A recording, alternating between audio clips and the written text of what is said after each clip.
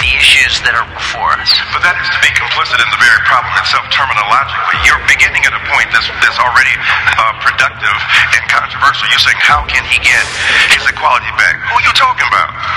Jordan Peterson? Trending #1 on Twitter? Jordan Peterson? With an international bestseller? I want him to tweet something out about me in my book. Jordan Peterson?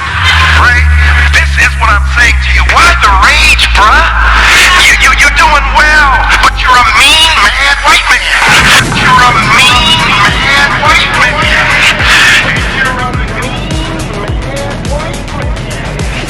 Welcome to this episode of The Soul Trap. Here we are again in the Soul Trap lair.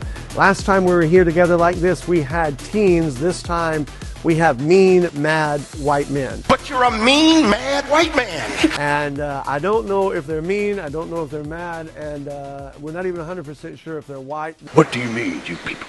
The verdict's still out with Seth, but here we are nonetheless. We're here, and we're glad that you have tuned in. We are here because we were just discussing off camera that we are no longer talking about conspiracies in the sense of, is it true? Maybe not, maybe. We are living the conspiracy now. Now, there's always room for debate on a micro level. You can debate about deep state issues. We can debate about the warp and woof. But the reality is when you back out and get at the 35,000 foot view, first of all, as a Christian, you must believe in a grand conspiracy. We've known that since the Garden of Eden. Satan himself said that in Luke chapter number 4 when he told Jesus, and rightfully so, that this world and the kingdoms were in his power. Now, it's a power allowed him by God, but nonetheless, he is called in 2 Corinthians the God of this world. So we know as Christians that there is a conspiracy, there is a warfare between good and bad that has been raging and will not really be vanquished until Jesus Christ comes again. But not just on that level, but there is a grand conspiracy going on, and I would say that the grand conspiracy is a cultural conspiracy. What I mean by that is, we were just talking about this, guys, off camera. One of the things that was very scary is not just who the gunman was that assassinated Charlie Kirk. There's a lot of rumors out there. Some people think it's one person. Some people think it's a group. Some people think it's deep state. Some people take it exactly as it is. There's certainly room for debate. But the real thing that strikes me, and I think we all agreed about this when we were talking, is that when he was assassinated, not 100, not 1,000, not tens of thousands, but arguably in the millions of people said that was a good thing. He got what he deserved. I'm sad that he died at the very latest, but hey, if you mess with the bull, you get the horns, which is very frightening because that then means that if we were killed, hey, you kind of deserved it. That, ladies and gentlemen, is a scary thought. That's the world that we're living and we're growing up in. At the same time, the boogeyman in our society, without equivocation, the most vilified, horrible, wicked, just ill repute person you can get to is a white conservative male. And especially one that tries to exert their God-given right of masculinity. That is society's boogeyman. So we're going to talk about this from a conspiratorial point of view, not simply trying to be sensational or shock jock, but is there a conspiracy? Who's prompting the conspiracy? And how do we respond with truth in an age of error? We are very happy to have what I think are some of the greatest young men here. We have Charlton, Seth, we have Samuel, Wyatt, Ryan, and Camden, who is no stranger to the Soul Trap, the author of Toxic, Fearless, or not, it's Toxic crossed out, Fearless Masculinity, Embracing the Man God Created You to Be. A tremendous book. We want to encourage you. We're going to put a link to this down in the comments below. You need to get this and read it and give it out. If I were a pastor, if I were a father, I'd grab a bunch of these, pass them out to my young men. You cannot go wrong investing in that. It's a great book. So let's jump off into that. Let's jump off with the author. What do we see when we talk about fearless masculinity? The very title implies that there is a fear of being masculine. Talk to me about why is there a fear of manhood, of masculinity? And then let's jump on. I mean, are we living in a society where we even know what it means to be a man? Are we fearful of being a man? What does it mean, fearless masculinity? Yeah. So basically, in the culture we live in right now, I don't think it's enough to just be coexisting with it. We kind of have to go counterculture now, because you'll hear what the enemy tries to do is make men feminine and women masculine. Because when we're confused, we can't embrace who God made us to be. Yeah. So the book is basically a roadmap about discovering who God made us to be. And the purpose of it and why I wanted to write it is because we hear this term toxic masculinity all the time. Yeah. It makes men kind of scared to embrace who God made them to be, because you feel like you're doing something wrong. Right. Because the world tells you, oh, the masculine man now is the enemy, like you just said, is the boogeyman. And so we have to get back to this idea that God has a specific identity for us. You know, he made us to be protectors, providers, and leaders. Yes. Spiritual heads of our homes.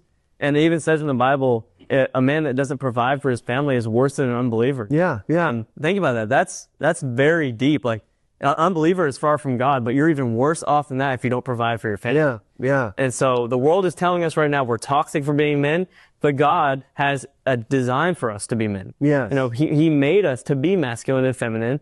And if you think about how a baby is made, right, you need a man and a woman. And those kids need both to be raised as well, because God made those things and they're beautiful things, but the world takes it out of context, and we're in a fallen world, so we know things are going to be wrong and go wrong at times, but we need to strive to get back to that fearless design that God made for men. So let's jump in on that. Why are we afraid of being manly?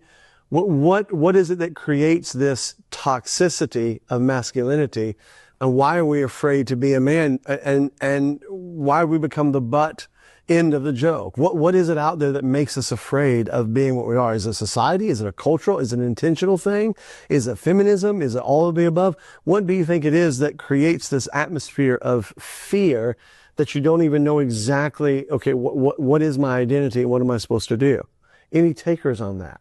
I mean, I'll jump in. I'd say it's all of the above. It's been, for years now, a clear and direct attack on the foundation of God's gender roles in the Bible. And if you don't have a firm foundation, the family can't stand. Yeah. And I think you're right, Pastor. It is all of the above. Yeah. You're looking at the culture that we live in, the ideas that we live in. All of it is attacking the foundation of a strong man and a father who can raise a family right, provide for the family, and be a spiritual leader. And you're not seeing that anymore, and that's an issue that we're seeing. Yeah. Anybody else want to jump in? Well, let me ask you this. Why do you think that is? And because it seems to me, and let me ask you this, do you think that the modern woman wants that? Do you think that men are having to kowtow to what the modern, you say, hey, that's my opinion and that's what I believe and this is my doctrine. But if you don't get a date, you don't get a date. You know what I'm saying? So what do you think, Ryan? I'll come right over there. What do you think? Yeah, so I mean, I think that similar to what you were saying, trying to make men more feminine and women more masculine, we end up competing with each other instead of complementing each other like we're supposed to. And so a silly example of, you mentioned culture shifting this in our minds. I feel like every mopping commercial I've seen recently, it's always a man. Okay. And not that there's anything wrong with that. No, stop. No. I'm just saying that it just seems like, why, like that's such a silly example, but why are they pressing that so hard on us? And women do want a man who can protect them. And I think one of the, you talked about it a little this morning, that sort of the difference between being a macho man and being a godly man. I think one of our kind of almost greatest superpowers as a man is, and that I've kind of seen in my marriage, is the ability to take the woman and bring her into a more calm orbit a little bit, in the way that the world right now just wreaks havoc on their anxiety, and they're overworked and just overstressed and everything, and the ability for us to sort of be that rock. Okay. And so it's going to take us a while to chip off the layer of decorum. So now we're getting into, because you mentioned a couple things that if for some reason a feminist stumbled across this whole trap. Oh, don't give the boat to your feminist. No. You just mentioned two things, all right? And then we push back on it, and I want you to jump in. Number one, you can't help it. We're just going to be real. And if you don't like it, then send a dirty email and Kevin will read it. There feels like there's jobs for women and jobs for men. I mean, it's right. Why are we afraid to say that? Like, no, don't market the mop to me because I'm not going to mop. Right. I mean, is that wrong to say? What do you think, Charles? No, not at all. I think, you see it online too. There's the running joke that after 100 years of feminism, women still have the same jobs. They're still nurses. They're still assistants. They're still working in the dental office at the front desk. And, it's biblical for the woman to be home and be around the children and take care of them. And I think part of that is, maybe they probably are going to end up mopping more than me. So I probably shouldn't market that product to the one who's going to use it. Right. I want to talk about how you mentioned it culturally a little bit. Yeah. And I spent 7 years in very liberal Denver, Colorado. And for a point, I was single and, as you joked, you market yourself to women to try to get the date. And being around women specifically in a liberal, a very liberal city, they are turned off by you for simply having conservative Christian values. Uh-huh. They do not want to be a part of it. Feminism has seeped into the culture in such a way that feminism, I believe, says man should be more feminine, women the boss babe attitude. Yeah. I want to make my money. I want to put my career first. And as that has seeped into the culture, women think, I remember a GMC commercial a couple of years ago, kind of going a few silly example where the guy bought 2 cars and told the wife, hey, I bought us each a new car. She comes outside and she immediately goes and runs and hugs the big lifted truck. Yes. And he ends up getting like the smaller SUV and he's like, well, okay, I guess, that's what you want. And it's kind of that idea of, when was the last time you turned on the TV and saw a strong male breadwinner taking care of the family and he's the lead in that show? Uh-huh. We kind of joke about it online now that Netflix is, the straight man is the enemy, the gay man is the wise one, the woman is the breadwinner. It has become this exact opposite of what we would have seen 50, 60 years ago of what was marketed to us. Now, culturally, what is marketed to us has been completely feminized. At the root of that is feminism. And when you get into a liberal place, we're lucky to be here in Florida, but, me coming from Denver for 7 years, it is so liberal that even going on to, I remember going to my job the day after the 2016 election and a female walked up to me and said, gosh, what a tough day. I was like, what do you mean? She's like, well, we lost the election. And I looked her dead in the eyes and said, I'm a huge Trump supporter. And she kind of blinked a few times at me, and I work for a very liberal corporation as well. And almost like, befuddled. Uh-huh. Like, how could he say this to me? Right. And so unapologetically say it. Yeah. Not only do they want us feminized, they don't want us to have any bravado. They kind of want us to be neutered. Yes. All right. Let me jump in on that because, okay, the second thing was you mentioned mopping, but then you said bringing balance. Now this is going to get into the same thing because men, logical, reasonable, rational. I'm not saying that women are irrational, but I am saying that they're more empathetic, more feeling. And if you don't have both pieces of the component, you can have brutality.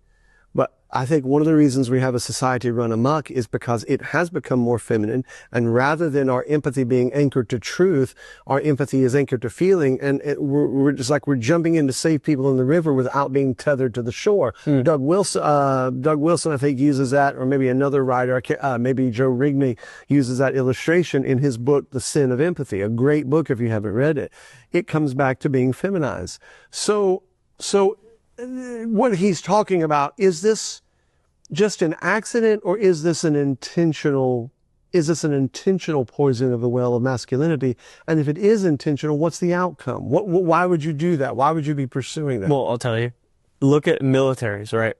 Strong men, most of it. Like women, of course, it's amazing too, but most of them are men. And when you make men weak, you lose that. You lose the rebellion. Mm-hmm. I feel like in a government or whatever place you're in, the power doesn't want people to be strong because then they have more control over them. And I think that can go into a lot of different things. But I do want to mention one thing about feminism and women is we're not looking down on women for having different roles than us. Right. I want to make that clear for everyone here because being a mother, if you're a woman, is the most freeing thing that a woman could do. A lot of people talk about being a mother and being like at home as like oppressive and all that stuff. But no, that's the most freeing thing. It's the most rewarding thing. I mean, my mom, she has 6 kids. I'm one of 6, and she says it's the most amazing thing she's ever done. Yeah. And it's the most freeing thing. So at the same time, these roles are beautiful when they are in the right orders. Yeah, I agree. I think there's a weakening of culture, a weakening of society.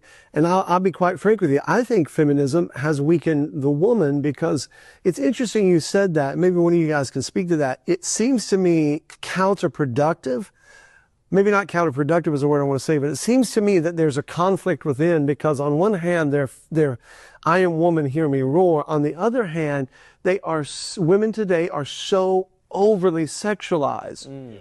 I mean, it's just absolutely. So which one is it? Are you a free, independent woman, or are you, as the old timers, are you easy?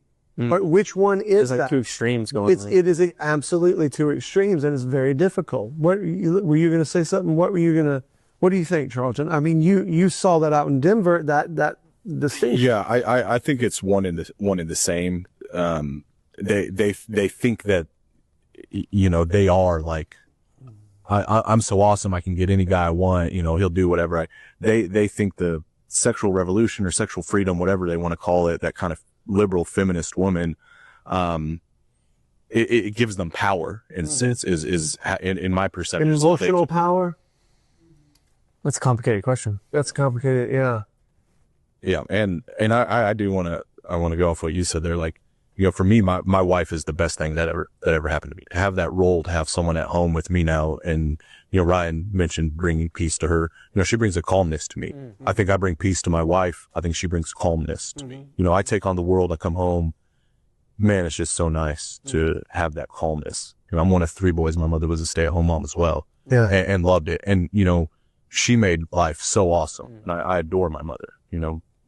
Us boys would fight and wrestle, and Dad comes in the room and we're But as soon as Mom walks in the room, it's like, hey, you know, make sure you're gentle with Mom. Even my father kind of knew that, so I do want to make that distinction. But, you know, as far as the liberalism and the feminism, I think it's one and the same. You know, they are the boss babe. They are, yep, I'm a woman, hear me roar. But then they're idols. Like, it doesn't take a smart person to look at pop music and say, like, the lyrics women are singing about, the way they dance, the way they dress. Like, there are little girls who look at that and watch that and want to be that. Yeah. It's like, that is what power is. Well, I think Taylor Swift just released her new album, and it's a real departure from what she's done before. Apparently, she's writing about breaking up with a guy and finding a new guy. So it's a real cutting edge. It's real cutting edge for her. She's going out on a limb, you know, really pressing the boundaries of art. There was a lyric that she talked about actually finding that she used to think marriage wasn't for her, but it's one of the best things that happened to her. So even people like her are waking up to this idea that it's bad to have a man, or that men are evil, you know? Yes. I think at certain times for certain people, you find that in different areas. And she finds a job into man. You know what I'm saying? Exactly. I mean, I'm not a big fan of the cheese, but I mean, she sings about, if you look at her videos, they're Nancy boys, you know. They're just, and then she goes and marries a tight end. That is a man. Sam, what were you going to say? You were going to jump in on it. Yeah, I mean, I would jump off of that. And what we're seeing is an emphasis on feelings over facts. And that's the beginning. If you watch people like Charlie Kirk or a lot of the debaters out there, we're seeing a lot of people who are more focused on their feelings than they are what is really important. And these women, this feminism movement and this pushing away of traditional masculine roles, is to make people feel better, to make women feel better, to put men down and destroy that foundation, like I said. Yeah. But that's why you're seeing the consequences of that. That's why people are doing what they feel is best for them. And now we're seeing issues with abortion, sky high, all these problems coming up. You look at people, there's no rational thinking. And that's why people can justify the assassination of a man like Charlie Kirk, because they feel not rational that this man was just expressing his opinion, but they feel that they were being oppressed by a guy. Okay. Yeah. Okay, let's dive off into that. Now we can get into, and we have a show coming up very soon, because I I think that there are questions yet to be resolved from the Charlie Kirk assassination. I'm not to the point where it's a building 7, 9/11 kind of a thing. But there are some things that are just bewildering to me that I think for whatever reason, and maybe there is a rational reason, that we're not getting clarity on. I also think that we're living in a day and time now where it's clickbait, YouTube. I mean, people are scrounging because it's money. They're scrounging to get you, to get, so I think that there's that. I also think that there is this unbelievable push right now to put words in a dead man's mouth. And I'm not a big fan of that. Charlie Kirk was about to do this, or Charlie Kirk was moving in that direction. Did you know? Well, what's the proof? What's his audio of that? Charlie Kirk was about to expose blah, blah, blah. Well, do you have audio? So that being said, I do think though that the assassination, it ticked off something right there, right? So go back to what you were saying there towards the end. You were talking about the Charlie Kirk assassination, and you were talking about how that, bring that back around, how that was effective and the chaos that you were talking about right there. Yeah, well, I brought up the point about feelings over fact. That's something that you can see in a lot of debates from people in Turning Point USA. They have to constantly tell people, your feelings doesn't make up for the fact that you're killing infants at an astronomical rate. And when you constantly talk about feelings and empathy, and the left is the party of empathy, and what you think is right is what's important. Yeah. You build this group of people that think that if you disagree with them, you don't have an opinion. You are oppressing them. Okay, so let's go right there. Why is there such a hatred on the other side to the point where people would be happy that somebody died? That is a white male young man that believes the way that we believe. And yet you hear he's racist, he's this, he's that, he's this and that. And one of the reasons I think we felt connected is we were listening to him and we're going, I kind of feel like he feels. I believe like he believes. Well, was there a big zeitgeist psychological message that was just sent? If you believe that way, this is what's going to happen to you, regardless of who did it, regardless of how we feel about it, to the point where everyone is like, not everybody, but a large group of people is like, that's pretty good. You got what you deserve. What do you think? Yeah, I think we've talked about it, in the past couple of weeks a little bit, but it's the conditioning. I mean, the news and the media, that's all you hear is this guy's a Nazi, Trump's a Nazi, Charlie Kirk. And when you tell people that, eventually, like you said before, you can't expect them not to take action. Like you said, if you could go back and have the opportunity to take out Hitler, would you? Yeah, yeah. And it's just the conditioning and the subliminal messaging, like Ryan and Charlton talked about on the commercials, and everything from that to what you hear on the media. That's why I think people are moving away from the traditional source of like media and following these people like Theo Von. People get their news from Joe Rogan and outlets like that rather than going to CNN or MSNBC. I think you're right on. Hold real quick. Ed. Yeah, I was just going to say, Charlton and I were talking about this a little bit beforehand over at dinner, that it's interesting because I didn't really know a ton about Charlie Kirk before this all happened. I had seen clips here and there, and I kind of just associated him with like a Steven Crowder or something like that. But no, now that same things a little bit, but doing some different stuff. And I just thought it was interesting that it still affected me when I heard about it, because wow, this is a big deal. But the amount of people that came out, even from my extended family, who are making these ugly posts on Facebook about how he deserved it. Right. He's not a martyr in this and all. And I'm just like, I never heard you mention anything about him before this. Right. And you probably didn't even know who he was a week ago. Right. And that you're able to make these statements about someone you don't even know, just based on what you've heard from the news media and what people are telling you to say. Yeah. And so to me, it's just, you mentioned at the beginning, just kind of a scary world to live in when people are so easily swayed like that. Yeah. What do you think, Wyatt?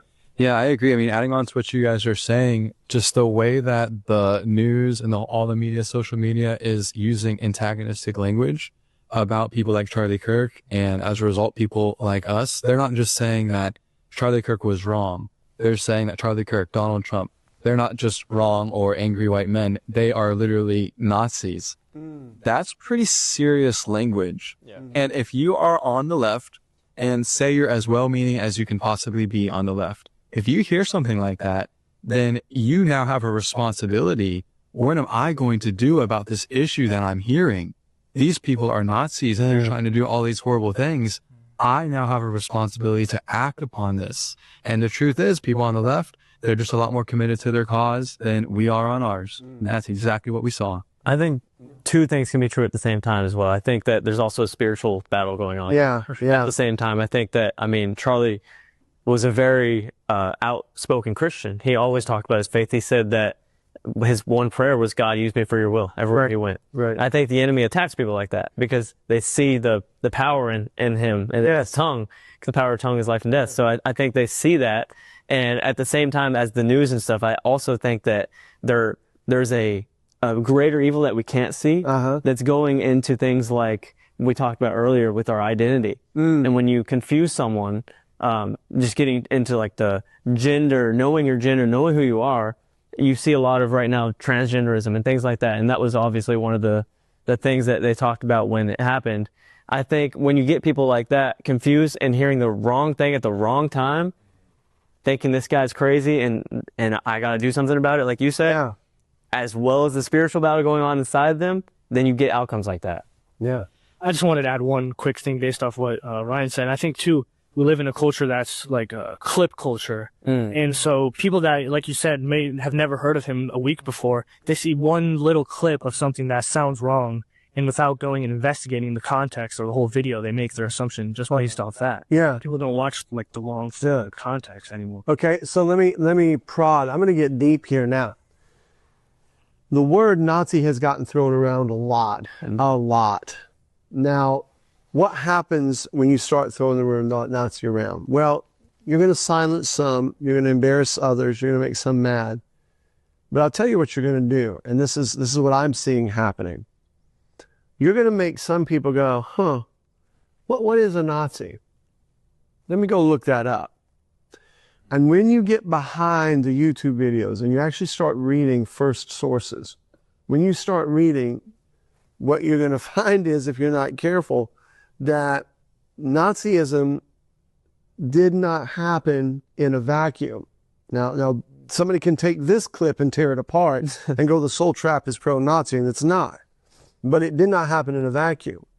The rise of Adolf Hitler and the Nazi Party was a direct result on the right to a catastrophic collapse of the culture of Germany on the left. Berlin was a cesspool of pedophilia, of pornography. It was a vile, wicked place. And this was the country of Martin Luther. And it had become broke, vile, nothing was working, overrun with people from outside. It was just decimated. So what you had was a hard right return. And here's what's happening. There are videos, speeches that if I just handed the script to you and said, hey, this was a new candidate running for office, and you read it, you would think, that's pretty good. And that's Adolf Hitler pre-1939. You were, oh, wow. I mean, we're going to do away with pornography. We're going to do away with interest rates and charging money and usury. We're going to do away with being overrun by immigration. We're going to get back to law and order in our streets. I mean, all these things he was responding to. And so what I'm wondering is, and again, it comes right back to it, we're seeing it. One of the problems that they had was there was a huge Jewish problem that they had there. How to deal with it. Now look at where we are now. History is cyclical. And here we have a moral collapse of our society, and we know it, right? And what are we starting to see? You're starting to see the right say, we've had enough. We're sending troops into the major cities. We're locking things down. It feels right. We got to stop this. But man, if we don't have that moral compass of godliness, we're not all that far away from going off the deep end. Does that make sense what I'm saying? Yeah. So you start bantering around Nazis, you're not just creating a problem, you're creating, I think you're driving people to that is what's ended up happening, and especially with what's been going on. You were going to jump in and then go ahead. Well, you talking kind of about if I handed you a script of, Adolf Hitler's speech, and asked somebody, what would you think about this? I think anyone from the middle to the right in modern politics, take everything Jewish with the Nazis and take that aside. Right. Hitler believed, just from what some of his stuff is, hey, society, culture is degrading. Yeah. It is becoming perverted and degrading. He talked about protecting women a lot. He talked about Western influences coming in. They are perverting our women. Uh-huh. He talked about what they were doing with children. Language was all there. Some of the books he wanted to burn was the transgenderism. The first transgender clinic was a Jewish guy in Germany. And so he, was looking at this stuff and saying, hey, this is really messed up stuff. They're perverting us. And it felt like, when you look back at it with hindsight, it's like, this is Sodom and Gomorrah stuff. Uh-huh. Like, they are delving into extreme moral perversion, sexual perversion. And a lot of people nowadays would look at that and say, yeah, the transgenderism stuff in schools probably shouldn't be there. It seems so mundane now to say, hey, we probably shouldn't let a drag queen read books to children in a library. Yeah. But the left protects that.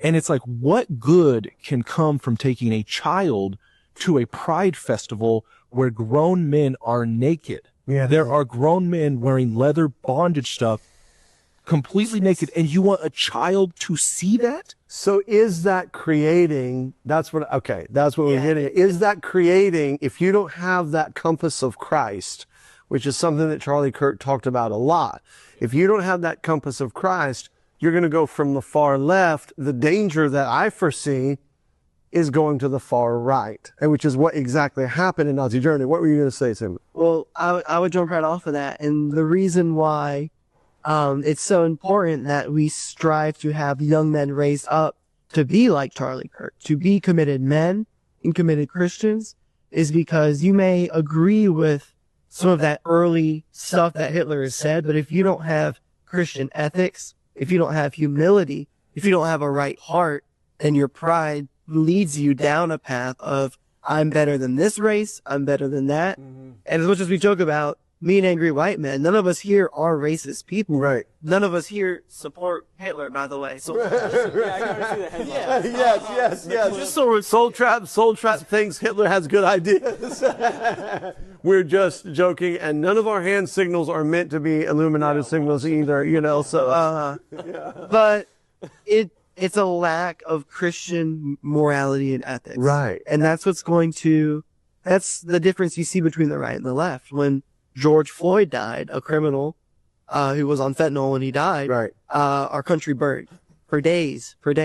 And we had a Christian man who was speaking his opinion, who was shot, half our country celebrated, and the rest tried to have vigils. Mm-hmm. We tried to mourn him. We went to church.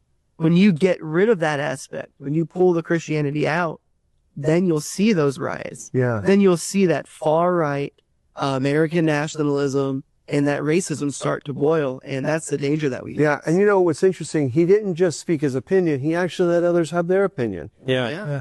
I agree. Put the microphone down. Yeah, he would put the microphone and let you know. That's the thing that I think where we are. We're very, very, we're in this range right now, because I was just talking with someone and they said to me, and we just did a video this past week, are you a Christian nationalist?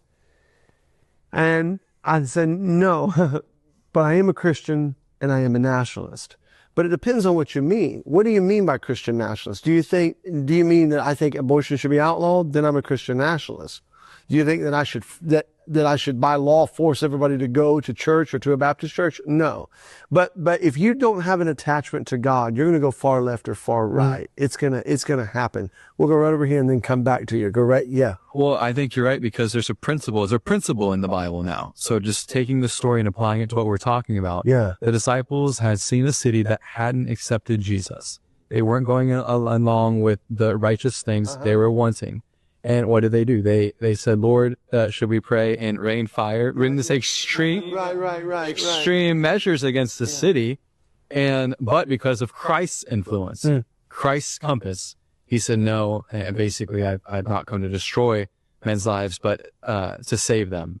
So without Christ's compass, without Christ's influence, those disciples they would have prayed and rained fire down on that city. So without the compass of God and the things that we're talking about for the purpose of this discussion, Nazism is exactly the direction. It is, and you see that, and I'll come to you in just a second, but you see that in the Reformation too. Even when you do have God, if you don't have a good moral compass on the Word of God, then you see certain things like Calvin, even during the Reformation. A lot of people don't realize it, but John Leland was a Baptist preacher.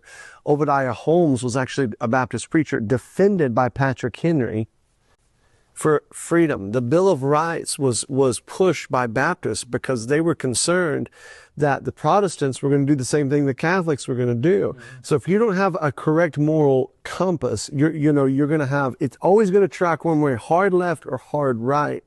And that's a danger there. And like I said, we can have these discussions about issues. I do think that there are some real serious conspiratorial issues. But what cuts through them is, well, what's the answer? You can identify all the conspiracies, but what's the answer to navigate through that? Well, off the top, the answer is Jesus Christ. Yeah. But I just wanted to kind of go off what Samuel and Wyatt had said, and really you, Pastor, just real quick. The stuff that Hitler identified as bad, it was then what to do about it. How do you respond? And that's I think where that all went haywire. He did not have Jesus Christ. Yeah. And that's just what you guys were saying, the Christian nationalism. Samuel said Christian ethics. I think this country was way better when Christian ethics were at the helm, and not everyone has to go to church. We're not mandating that, but Christian morals. And so, hey, Hitler identified all these bad things. They're degrading our women. They're bringing in all this transgenderism. They're doing stuff they shouldn't be doing. I think we're seeing that in America now, especially with the younger men are seeing it. They don't have an identity. And so they're looking at the Tates and, the Rogans, and that's not good. But it's now that we've identified the bad thing. What do we do? I think that's the problem is we need to have Jesus Christ as our. Okay. Let me set you up and then let you go. Cause I think Kim has hit the nail on the head because we're identifying this, but my whole point of bringing that up was when you're telling people they're Nazis and then they start investigating that and they start going, hey man, some of what he said made sense. What's the answer?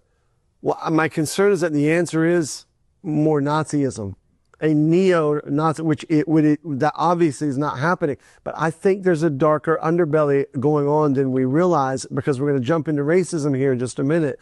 But this is something that we have to have clarity on. Yeah. Okay, so you guys are right, by the way. You need Jesus, but this is what's going on. There's a lot of evil things happening right now in the world. We have so many things going on, so many headlines, so many just bad news all the time. Wherever your Christ is where you're going to react in your crisis.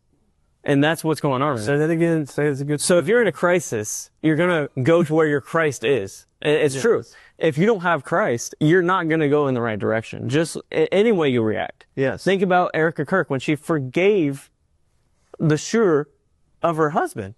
She reacted by her faith. She said she forgave him. Yeah. Only way you can do that is if you have Christ. Yeah. And so if you don't have him in the picture, you can go extreme. Either way, it doesn't matter. You have to have a foundation. That central, I call it that guiding star, that North Star. Yeah. So let me ask you guys something. Let me delve a little bit deeper here. Why are you guys racist? Where you're all white. Where to begin? You're white. So by birth, by skin color, by definition, you're racist. Because Charlie Kirk was racist. Steven Crowder's racist. Well, I mean, is it objective? Would anyone disagree with me if most of the world today would say you are racist because of your opinions and that's it? If you disagree with me, you are immediately a racist. I'm going to say. Is that what shuts the conversation down? It kind of equates to me a little bit with like when getting called homophobic. I'm like, I'm not afraid of them. Like, it's nothing like that. And so I don't. But you're right. No, I know what you're saying. Right. Isn't it name calling just shuts the conversation down? Yeah. So let's dive into that for a second. We're seeing a rise. You're seeing black commentators talk about black fatigue. Carnival Cruise Line put their foot down, said, "Hey, we're getting tired of this."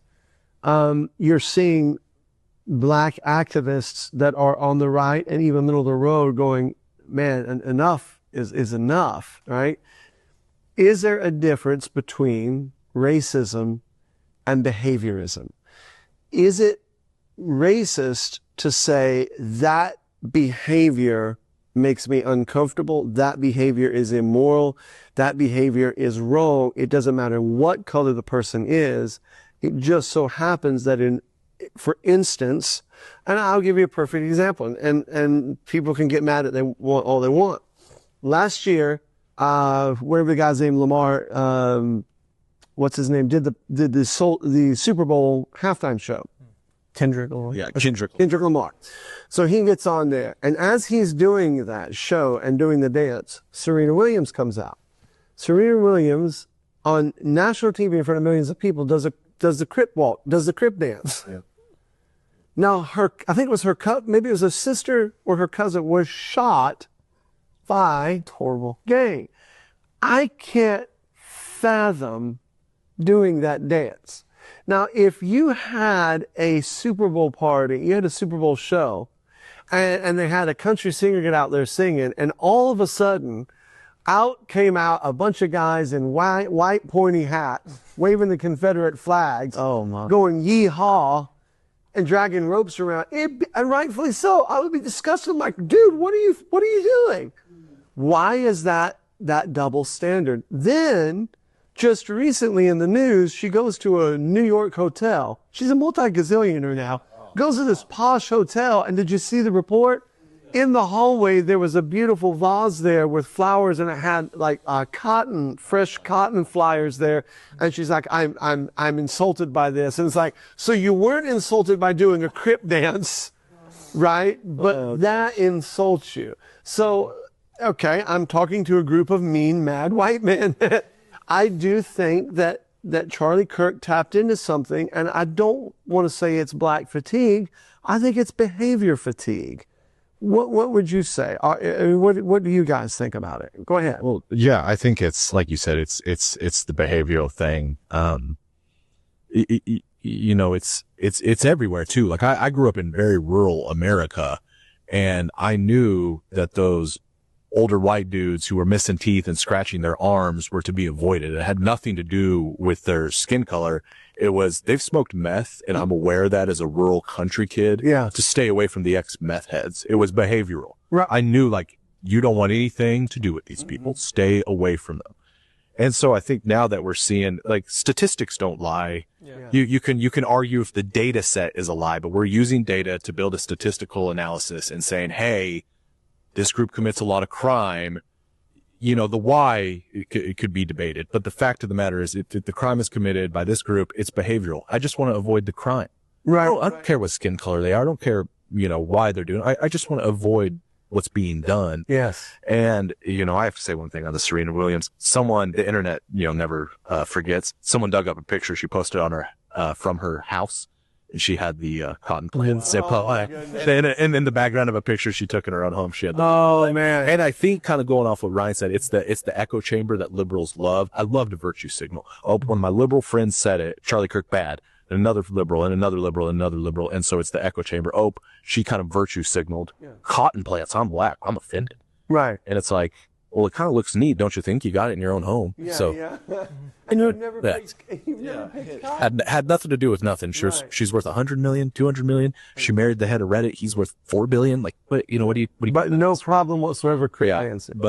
I like to offer another perspective too. It's not only behavioralism. I also think it's structuralism, because in black families, there's a lack of fathers. There's a big fatherlessness problem. When you don't have, like we said earlier, the masculine role model, look at what happens. Less than 15% of the population commits over 50% of violent crimes. That's not a color thing. That's a father thing, in my opinion. I think that's it's a cultural, in that culture, a lot of families without fathers. And I think that's one of the main issues that's going on. You know what's very interesting? I'll come in and just say, what's very interesting? In the early 60s, there was a report done, and I'd have to get the actual names, but there was a report done, submitted to the government, that it was a crisis. The black family was in crisis because there was an 18% rate of fatherlessness. Now that's where white families are right now. So, yeah. So you see how far we've come right now.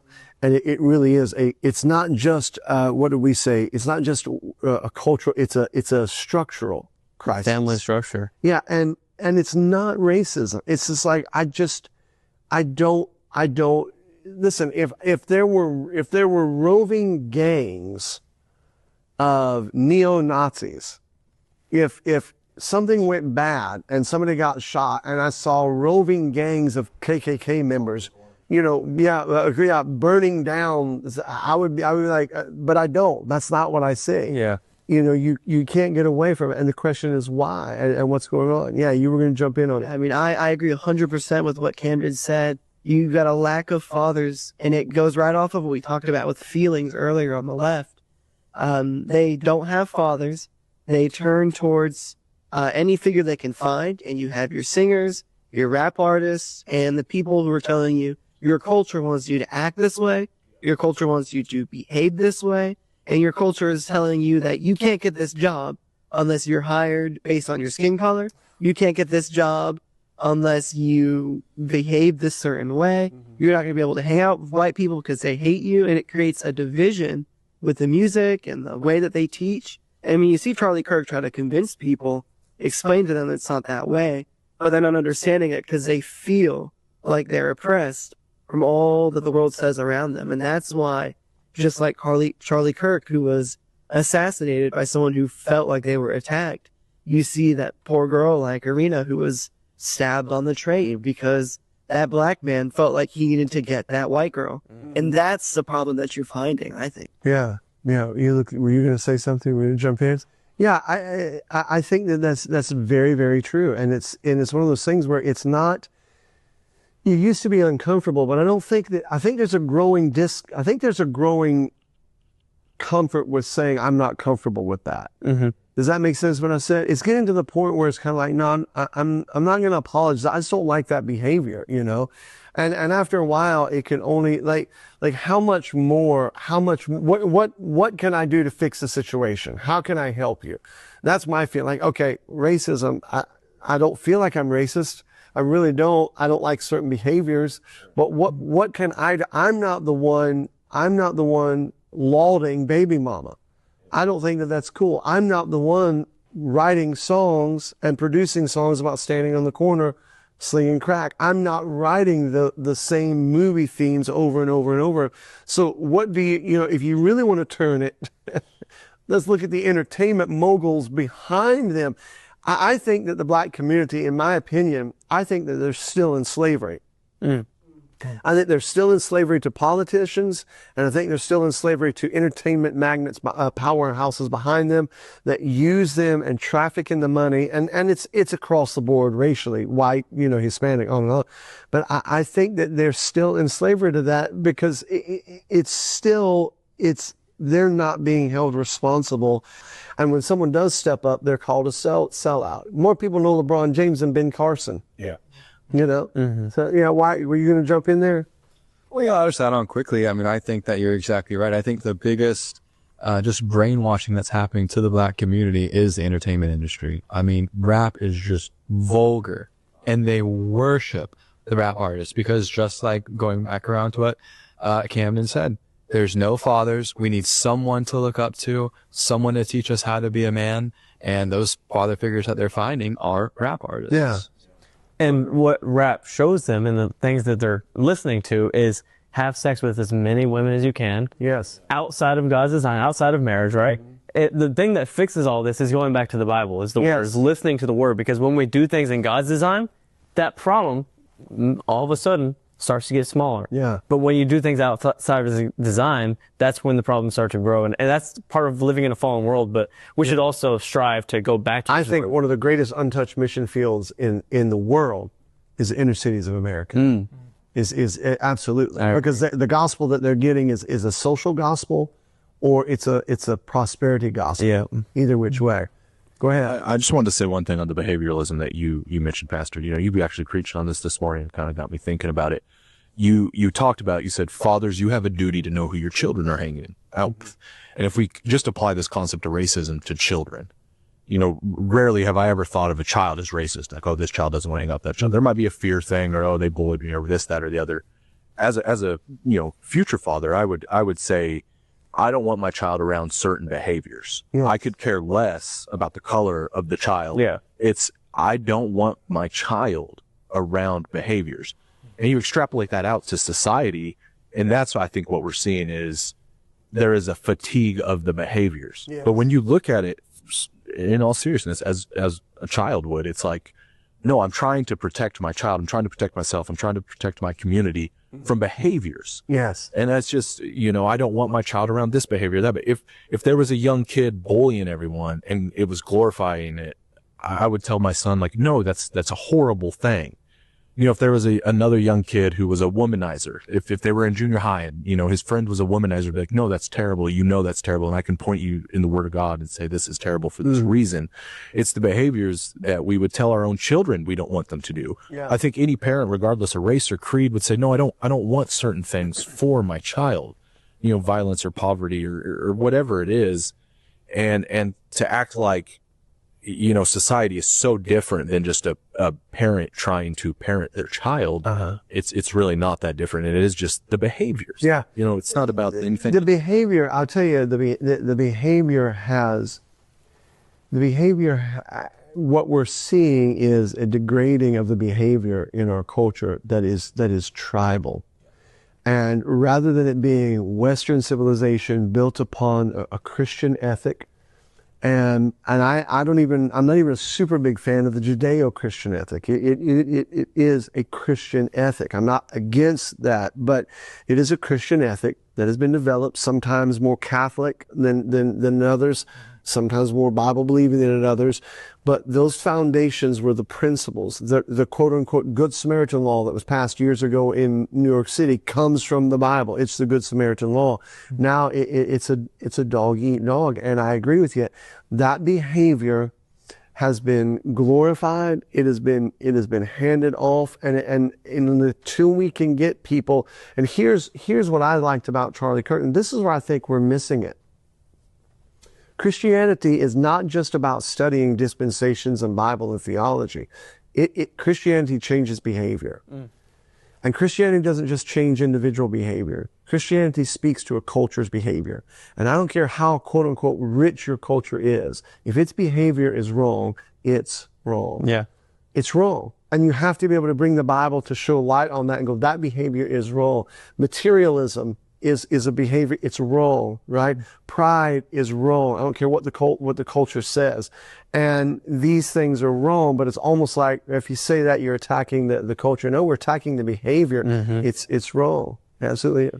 Yeah, I just thought of something like I said earlier about the Charlie Kirk thing, where you're being told that these people are Nazis. And so yeah. It's also can go both ways. I think it's somewhat of a victim mentality that is being pushed from the media as well, where they're telling you you're a victim, and the white man is racist. And if you're constantly hearing that and taking that in, eventually you're going to believe it. Yeah. It just creates this perpetual victim mentality that is passed on generation to generation. So let me ask you this, and we're getting into deep water here, but what is it about the white man? What is it about the culture? Because there was a speaker one time, doesn't have the greatest track record in some areas, but Ravi Zacharias one time said that all men are created equal, but all cultures are not created equal. And the fact of the matter is, the reality of the matter is, when you, and this is gonna land like a ton of bricks, but when you take Western civilization, I don't know that there's another civilization that matches up to it. But what you're doing is you're taking a country that was founded upon Western Christian civilization, and what you're doing is you're taking really South American, Central American, Sub-Saharan African cultures, and you're influxing that in.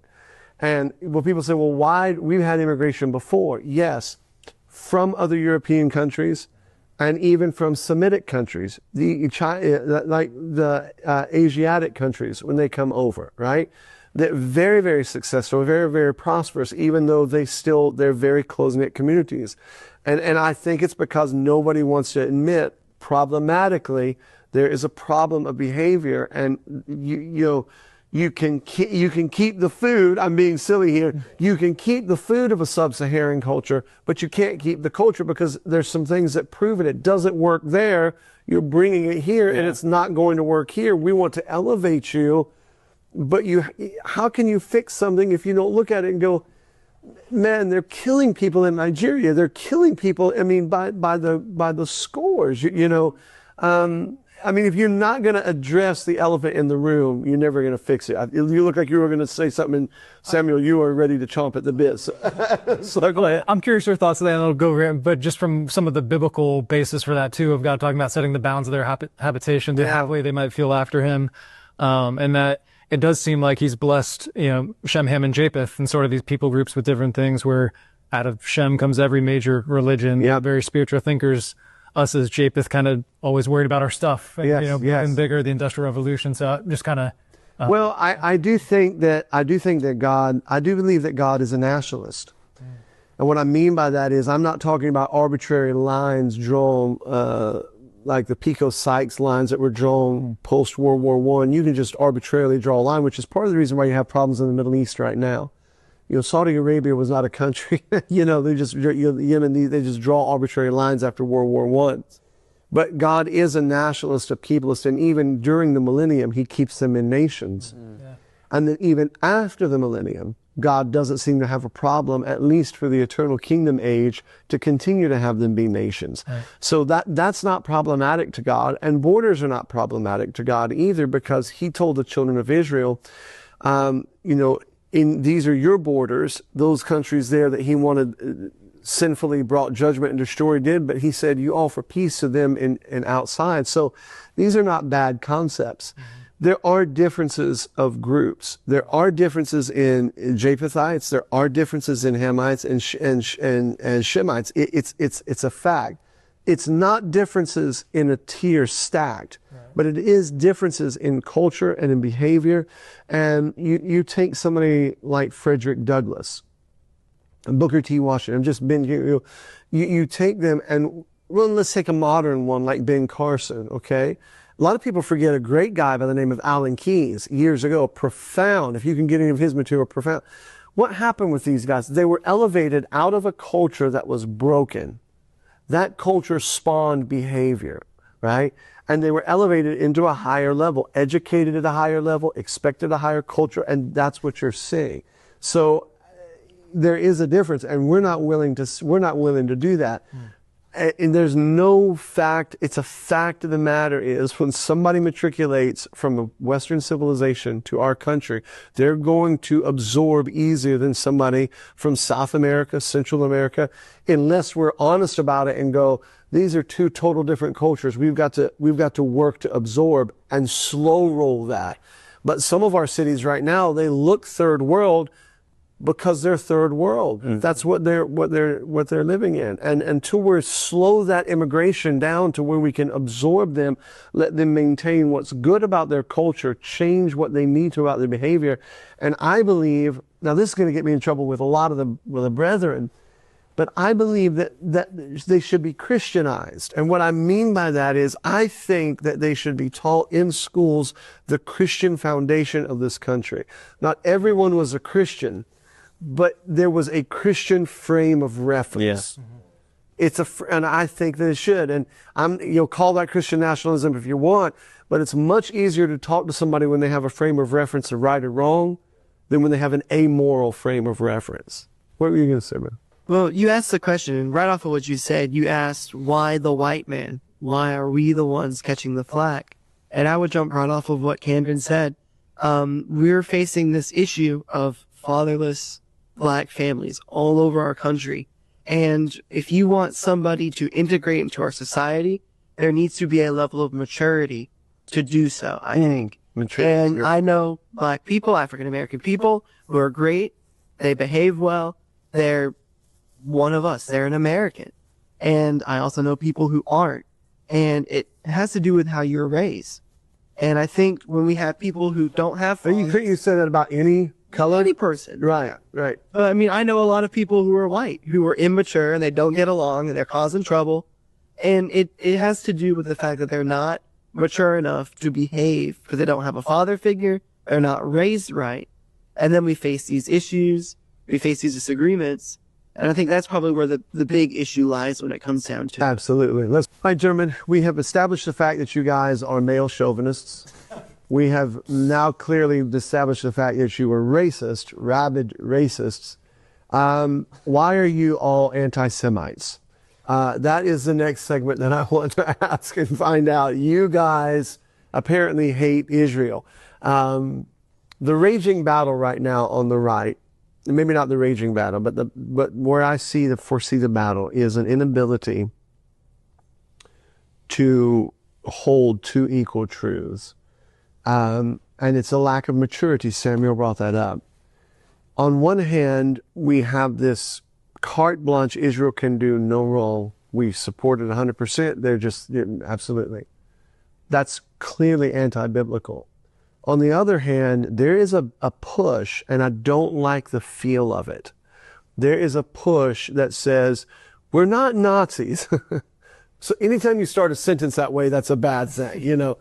We're not, but the Jews are our problem. And you're starting to pick that up. Jews are running our government. The Jews are running this. That, you might not be a Nazi, but that sounds a lot like pre-Nazi Germany. So let me ask you this. Why do you think that is a thing right now? Because one of the things I find that they're doing is they're saying, well, Charlie Kirk said, or Charlie Kirk was becoming less pro-Israel, this or that. So why is that a thing right now? Why is that happening? I believe that there is an issue. I mean, I can sit here and argue both points. I'm interested in you getting beyond the tit for tat. What do you think the spirit behind that is? What is it accomplishing?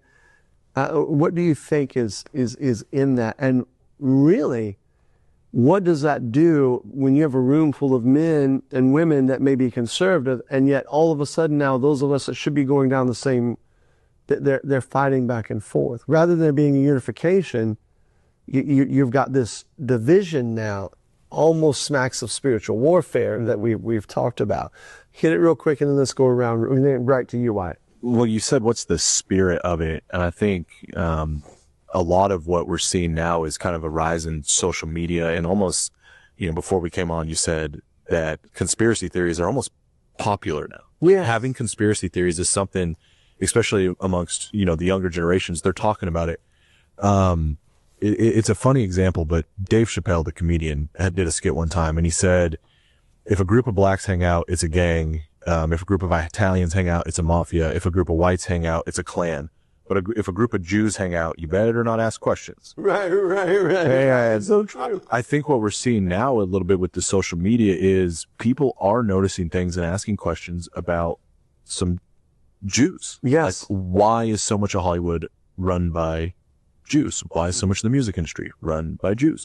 Why is so much money in the hands of bankers? Banking, international banking, the Rothschilds. The Rothschilds. And it's becoming now a thing where people are almost asking questions and then they're angry about the why. Why is this happening? And now, even beyond that, they're looking at Israel and saying, you're behind this. Uh-huh.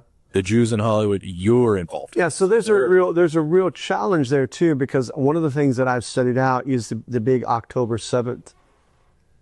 And you can't go 50 yards in the state of Israel without somebody being armed. I mean, they're on a state of readiness. And the more I've researched that, the more I think, how in the world did that happen? Now, at the time, the nation, if you do a little bit of history, at the time, Israel was right on the verge. I mean, they were on the verge almost of civil war. That government was collapsing. And then all of a sudden, they rallied around. And you got to go, how does that happen? You know, does that plan? How does that happen? You got Benjamin Netanyahu coming over trying to tell us you're going to shut down any anti-Semite and take down TikTok and things like that. So on one hand, you're exactly right. You're looking around going, that doesn't make sense. I mean, and there's a great book, and I highly recommend it by Bill Grady that deals with this balanced perspective. And our guys that go through the Institute will have to read that book before they finish our Bible Institute here because it's so profound. But yeah, people are looking at that going, that's odd. That's not right. The other side are going, no, you're a Nazi for asking questions. You're a Nazi for asking questions. Shut up, go along, support. And you're like, have you seen pictures of Gaza? Charlie brought that up. Charlie said he did. before he Charles was late. that. He goes, Did they order a stand down? Did they order a stand down? He asked the question. And that's the thing I thought is always good about him, is because he was willing to say, I don't like that, but he was balanced about it. There's a big difference. And I just feel, and I guess I'm giving you the answer, but I feel like there's an inability to be mature and inability to see the spiritual side of being balanced about the thing. I don't know that it's either or. It could be both and. What were you going to say, Wyatt? You look like you're jumping in. No, I agree. We're asking the question about why are people reacting this way? And I think that it is because they're seeing something that people have seen about the Jews for a long time. But for a long time, America as a culture has been, for the most part, a Christian nation. Mm-hmm. And even that cultural Christianity had some good, solid doctrinal bones to it. Yeah. Doctrine that still told people the Jews are God's chosen people. Mm-hmm. There is something about them to respect. Now, America is not a Christian nation for the most part anymore. Yeah. And the parts of it that are still culturally Christian, there's not a whole lot of that doctrine behind it. Yeah. It's a very shallow cultural Christianity. Mm-hmm. And so the people that are seeing the Jewish people do these things, they now have no frame of reference that defends the Jews in their mind. Mm-hmm. These people who are looking at them are either not Christians, or if they are Christians, they have a very shallow doctrinal understanding of the Jewish people. Yes. And either way, it can lead a person to saying, I am against that group of people. Yeah. And it's not just a dispensational situation either, because that has come under recent attack. Well, dispensationalism, it's not. Pre-dispensationalists, the reformers, Congregationalists, Methodists, there has always been an understanding that there is a national Israel and a spiritual Israel, and that at some point God will refine that to where all of Israel is spiritual. But that is an earthly people that the Bible clearly says in Romans, they're enemies to the gospel, but they're beloved for the Father's sake. There is that. Even Tucker Carlson had his guy on here recently, and they tried it, but it's wrong. You're right. It goes back to being detached from any objective biblical truth at a deep level, so that you're just responding to things shallow. And when it's spiritual attack, you don't know. Go ahead, and then we'll come back to Sam. I think a lot of our society right now has lost the ability to say, we don't know. That's a good point. You said we're able to say, I don't know. I don't know all the details. None of us in this room know every single detail of either side. Yeah. And so right now, there's always an enemy. Uh-huh. And it's even when we don't know who or what exactly that is, there's always something. There's always something we're pinpointing. I think we have to get back to the idea that it's okay to not know everything. That's great. It's okay to still say hey, I don't know all the details, but I know who my God is. I know what I'm supposed to do. Yeah. And you can also have the truth in that. You can have your truth, and you can have the grace to say, I don't know. Yeah. You have both. That comes a lot to what we were talking about on that Sunday night, that vertical, horizontal, inverted. And I think so. And I think it's also okay to say this, that in every situation, it's not always 100% good or 100% bad. Yeah. So go ahead. That's exactly what I was going to touch on, because there's a lot of things we don't know. And I think nobody can deny that for thousands of years, there's been a spiritual attack on the Jewish nation. Uh-huh. Those are God's chosen people. And whether you like them or not, the devil hates the Jews as God's people. And they've faced persecution, something like the Holocaust. That doesn't just happen. Right. You don't just decide to genocide a race unless there's a intense hatred for that race. But now we're seeing it come out, and I think that hatred is boiling because people want to be mad at something. Uh-huh. And they're picking successful people in our country. They're picking people that they think is unfair. Why are we supporting them? They're in a war over there, and they're not thinking rationally about it. You look at, I have to call names, but someone like Candace Owens, you're just saying what you want to say with no real evidence behind it. And instead of stopping and waiting for rational solutions, for the answers to these questions, you're filling in the blanks with what you want to hear. Yeah. And that's only causing more issues. Yeah, she said something the other day, and some of her stuff is just crazy. And then some of it, every once in a while, you get like one nugget. But then she said something the other day. She goes, "We won with the Macron issue because Macron's wife, came over. We won, we proved." And it's like, wait a second, no, the judge just said you can't sue Candace Owens because it's free speech. That didn't prove that she was a man. It just said the judge can't, so you be careful how you frame that. But I agree. Where Canada, I think, got to it, and I think it's very true. Here's the problem. We just talked about this the other day. Let's just be patient. Let's just wait. Yeah, okay. And 56 months later, now we find out that there were over 300 FBI agents on January 6th. So, but it's too late. We've moved on. 20 years later, we did find out, well, yeah, there was some confusion about Building 7, or maybe that wasn't a plane that hit the Pentagon. And so there is a rush to come up with a conclusion because I think we feel like the truth gets away from us so quickly. But I'm not sure that doesn't create a whole set of counter problems. Yeah, I do think there's a time and a place for everything. Yeah. There is a time to do that. There is a time to investigate. There is a time to step back for every single scenario. But there's also a time for us to say we don't know, like you said. Yeah. And both things can be true at the same time, where maybe both sides are wrong in some ways or another. Yeah. In one way or another. You don't have to always be 100% one way. Like, I know people that know me and my family that we disagree with them, but for some reason, certain people, they just can't stand it if they disagree. Yeah. And we're in this place right now in our culture where if someone doesn't agree with you, you are an enemy. Yes. And I think even if people have differing views on certain issues, we can still agree to disagree in some aspects. That's getting harder and harder to do, though. And I think to come back full circle, I mean, when Charlie Kirk was assassinated, and then people were cheering that on, and guys like Destiny and others and things like, you're sitting there going, okay, I guess we can't agree to disagree. They're doing that, though. We still have to set the example, don't we? Yeah. Yeah. Even when they do stuff like that. I think that's the danger, because if we don't, as a public, as a voice, continue to glorify God, to go to church, to forgive people like Erica Kirk did, we're going to radicalize our country. Because without Christianity, you look on one side and you have people celebrating the death of a man. And you look on the other side and you have people who cannot forgive a group of people. They're placing the blame on anything. They're ignoring the fact that we're facing a opinionated issue in our country, that we're facing a radicalized left. And I think the middleman has I would say, an opportunity to get radicalized more than they need to. And instead of turning to Christianity, they might just fall into the crowd of Nick Fuentes and people like Andrew Tate, who are a lot more aggressive because they don't have those Christian morals. And that's why we need more Charlie Kirk. Yeah. I'll only give one example real quick before you go.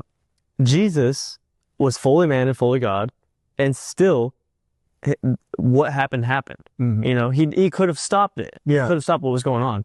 But I feel like there is a time when we look at Jesus as our example is for everything, right? Uh-huh. He didn't stop it. Mm-hmm. And so he still said what he had to say in truth, and he had opposition, he had enemies, but what happened still happened. God's will was still done. Yeah. And I think it's amazing how even this situation with Charlie Kirk, God took what the enemy meant for evil and still using it for good. Look how many people are now speaking up like us because of what happened to Charlie. Right. So I feel like even when there is stuff like that happening and we do have to step back and still be the light and be like Jesus, there's always good that's going to come out of it because we work for. Yeah. And I agree with you. And I think that the conspiracy that we're dealing with today is a cultural conspiracy. Mm-hmm. We are living the conspiracy. Yeah. And if you look back at the history of the Roman Republic, early on, they used to be very careful, but there came a point when the government just realized we don't need to hide anything. Assassinations, they didn't need to do that anymore. They didn't need to hide that from the public. It was what it was. Yeah. We saw that a couple years ago when Joe Biden got 83 million votes overnight, the greatest number of votes that have ever been cast in human history. The famous curve. The curve, yeah, right. We saw that. We knew that can't be true. The government say it is what it is.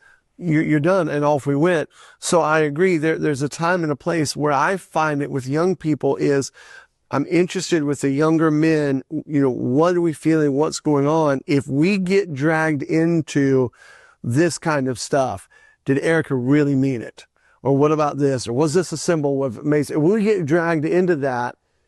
All of that may be a discussion to have over a cup of coffee somewhere, but you're going to lose. What's going to happen is this crowd right here is going to go, that's okay, I'm just going to check out. And all that does is cede more power to the powers that be, which we know are there, which are trying to use that. You were going to jump in on something just a second ago. Well, I was just going to agree with Samuel. I think we just forgot as a country how to disagree respectfully. And we don't know. Like, you know, like Ken said, we honestly, we don't know the answer to a lot of these things. Yeah. And, you know, there's a sense in this, you know, rise in anti-Semitism, and it's almost as if it's not anti, it's just they're finally pointing a light at it and questioning it. Yeah, and asking the tough questions. Yeah, and they are uncomfortable questions. Yes. It's, you know, why do they have power? Who are the Rothschilds? Right. What does the central bank do exactly? You know, what happened in Jekyll Island? Who is the dude? 1913 was a weird year. Why'd those guys die on the Titanic? Yeah. I mean, yeah. You start asking those questions, and then you look at 1948, and hey, there's some handing over of Israel. Was that the Israel of the Bible? Is this the Israeli government a part of the Bible, Israel, or are they not a part of that? And, you know, you're starting to see this, and we don't know. And we're right there and we're right. You're exactly right. You don't know because you've got Israel over there, and they for all intents and purposes have hegemony. In other words, they have complete power over there.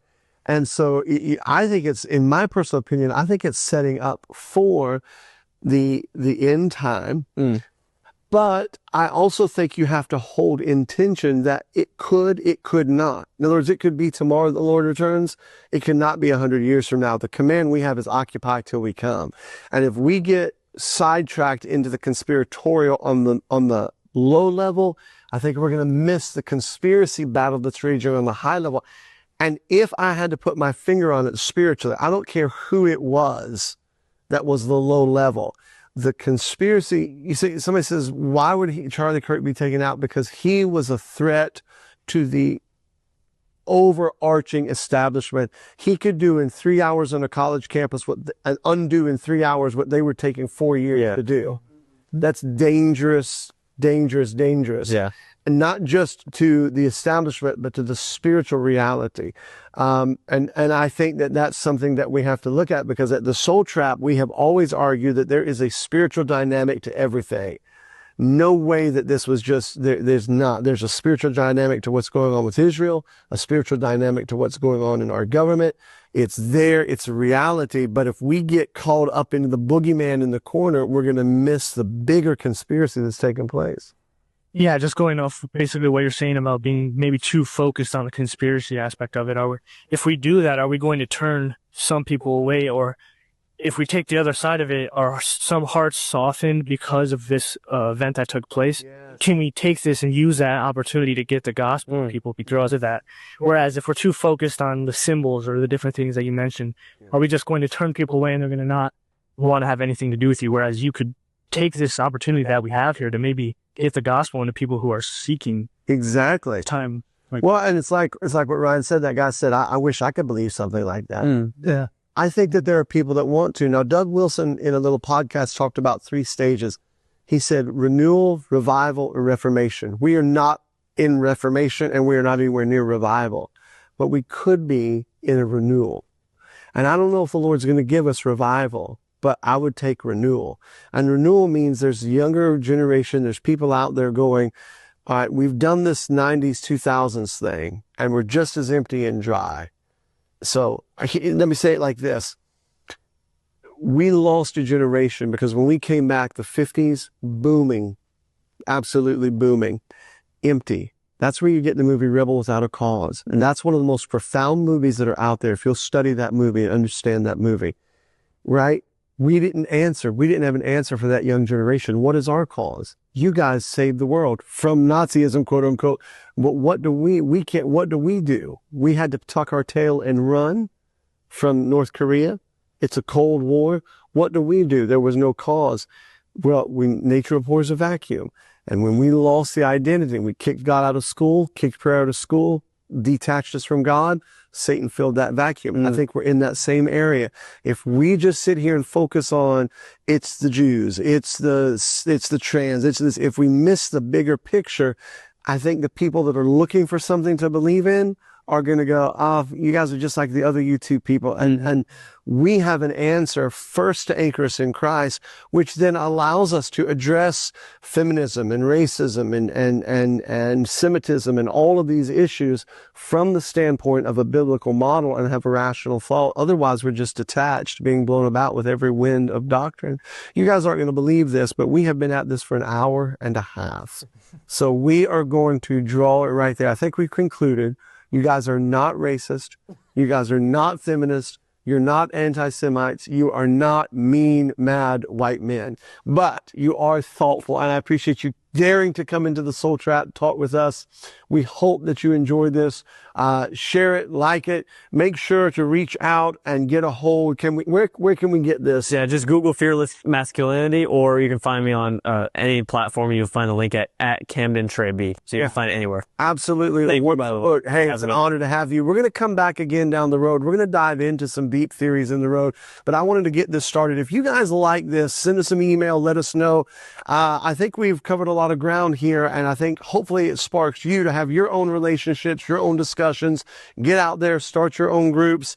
Don't sit on the sideline. Get out there and let's do something for the Lord. Sound good? All right. Thank you guys so much. Have a great evening.